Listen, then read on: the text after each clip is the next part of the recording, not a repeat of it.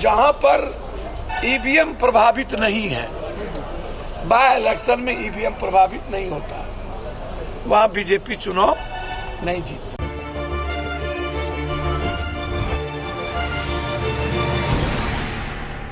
नमस्कार, मैं मनु और आप देख रहे हैं फूड पिलर लाइव।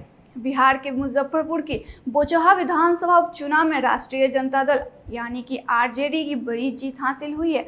आपको बता दें कि अभी तक के रुझानों में आरजेडी की निर्णायक बढ़त पर पार्टी के सांसदों ने खुशी जाहिर की है।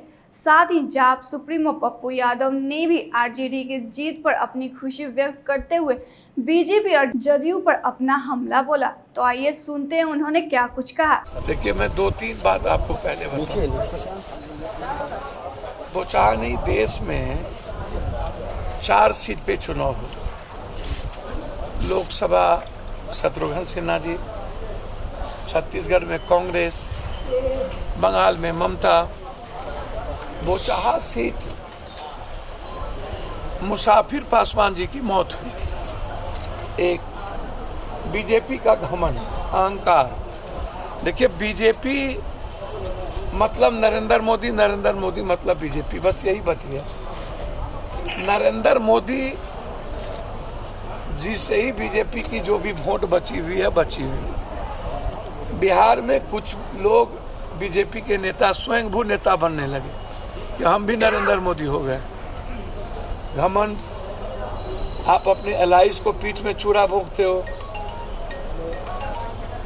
पहले आपको समझना चाहिए कि आपने जिस तरीके से सहनी को आपने हटाया, फिर मांझी को आप डिस्टर्ब कर रहे, और दूसरी तरफ आप नीतीश कुमार को भी खंजर भोंकने की तैयारी करते। तो नीतीश कुमार जी और सरकार और बीजेपी के बीच सब कुछ अच्छा नहीं है, तो चुनाव कहां से आप जीतिए? और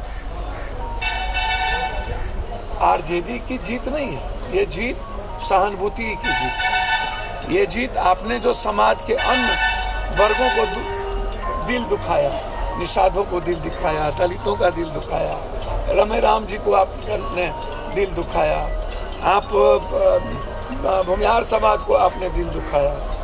ये सारा सीक्वेंस एक हो गया। सब लोग वहां पे एक हो गए कि इसके घमंडी बीजेपी को खत्म करना है। पहले आप इसको समझ लो, ये किसी की जीत नहीं है, ये जीत है बीजेपी के घमंड की और लोगों को पीठ में खंजर भोंकने की। दूसरी बात, एक आज बहुत क्लियर समझिए, जहां पर ईवीएम प्रभावित नहीं है, बाय इलेक्शन में ईवीएम प्रभावित नहीं होता, वहां बीजेपी चुनाव नहीं जीतती। आप उठा के देखो। जहां पर नफरत पैदा करते हो, अभी आपने रामनवमी में इतना नफरत पैदा किया है, ऐसे होता है क्या? लाल झंडे में हनुमान होते थे, अब केसरिया ले आए, हनुमान को हटा के राम को ले। कभी जुलूस नहीं निकलता था। पहले राम होते थे, लक्ष्मण होते थे, सीता होती थी, भरत होते थे, जयबंद होते थे, शत्रुघ्न होते थे, सुग्रीव होते थे। अब सिर्फ राम बच गए आपके पास, और सबको आपने हटा दिया। आप लगातार नफरत के आधार पर देश को बांटते हो, तो आपको जनता तो सिखाएगी सर।